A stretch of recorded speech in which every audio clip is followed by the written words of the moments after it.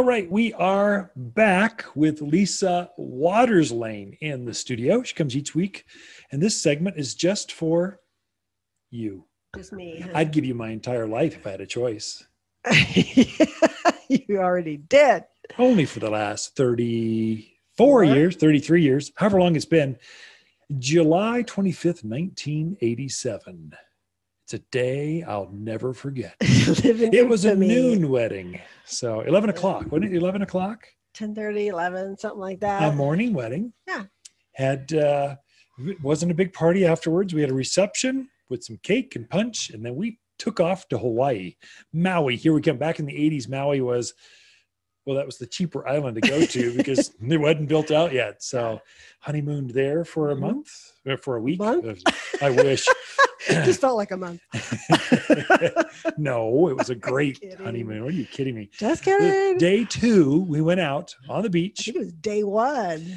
And the sun in Hawaii is intense. And we're mountain folks. We didn't think this is like pre-sunblock. This is like, there was sunblock like number 4 back in the 80s.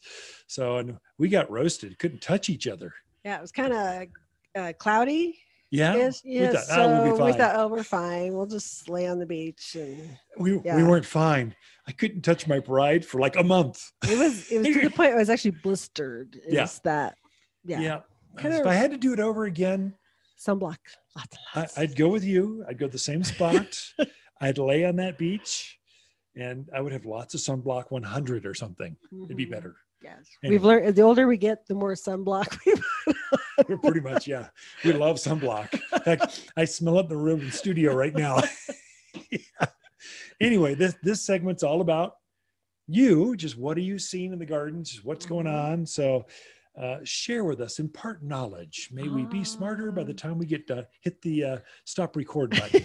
Well, we can count on it, but we'll try. Okay. So I was out perusing the nursery yard, walking through, and I happened to walk by the ornamental plums, the KV plums, and I noticed, oh my goodness, they are starting to bloom. Very, very pretty. So I was very surprised. That means spring is here. Oh, and I also know, I always think of this every year, because our neighbor across the street from us has a winter jasmine. Yeah. And that is in full bloom. Oh, nice. Yeah. Beautiful. Up in Eagle Ridge, that area. So spring, the Forsythia just popped open like yesterday. They are in full bloom. Things are going right now. This is a leading edge. Your summer things, they don't care for this kind of weather. The crepe myrtles, they'll be a month and a half before they wake up. But the spring things, they love this time of year. Right. So seeing the KV plums made me think of spring blooming trees. So I thought we would talk about those. Yeah. So I already mentioned the KV plum, which is a really one of the first ones to bloom in the spring. Light pink blossom, but it has a beautiful purple foliage to it. Yeah. So it's a nice tree if you have a lot of green in your yard and nothing but green and sticks. The purple is a really nice contrast to a lot of that green bushy stuff in the yard. I think it looks great against the native blue kind of stuff. So the emery oaks and the manzanitas and the junipers, it's a good contrast, and purple goes with those Arizona blues really well. Only a man would say that, but yes. Oh, okay.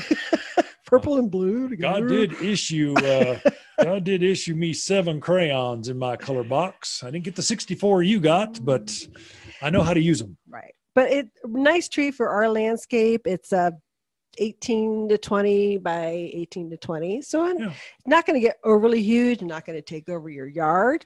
It is a wonderful tree that almost naturalizes itself here. Not overly thirsty. There's not a lot of insect. It does get some shot holes sometimes, but there's ways to work on that. Yeah. Right. So really nice tree for here if you're looking for an easy care spring blooming tree. And it does have a cousin called the thundercloud plum. I want to make a thundering noise right now.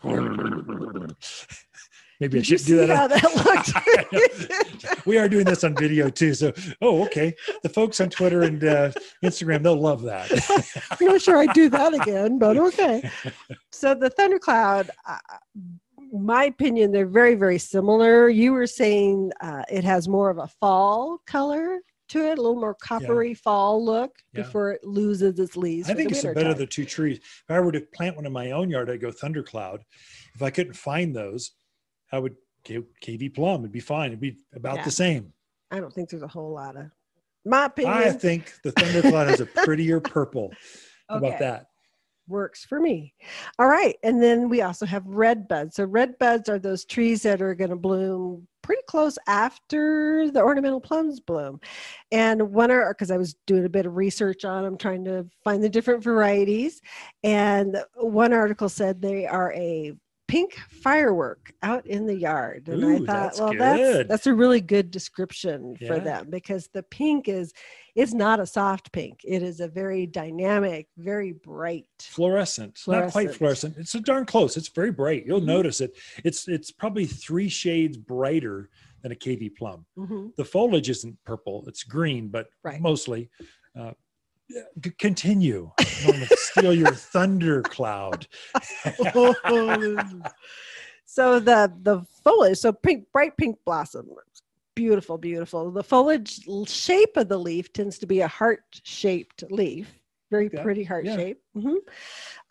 Most of them are green, but there are a couple that have more of a purpley, burgundy leaf to them. So the forest pansy it gets a little darker purple leaf to it. It's probably going to get, what would you say, 20? Optimistically 20, really high teens size wise. Oh yeah, it's a short tree. Right. So another one that fits nicely into the landscapes, gives you that purple leaf. It has a friend called Merlot. Oh, a friend. The trees have friends now. Of course they have friends. But the Merlot is smaller, so 12 to 15 feet tall and wide. Has probably a darker leaf to it. I would say more of a Merlot color.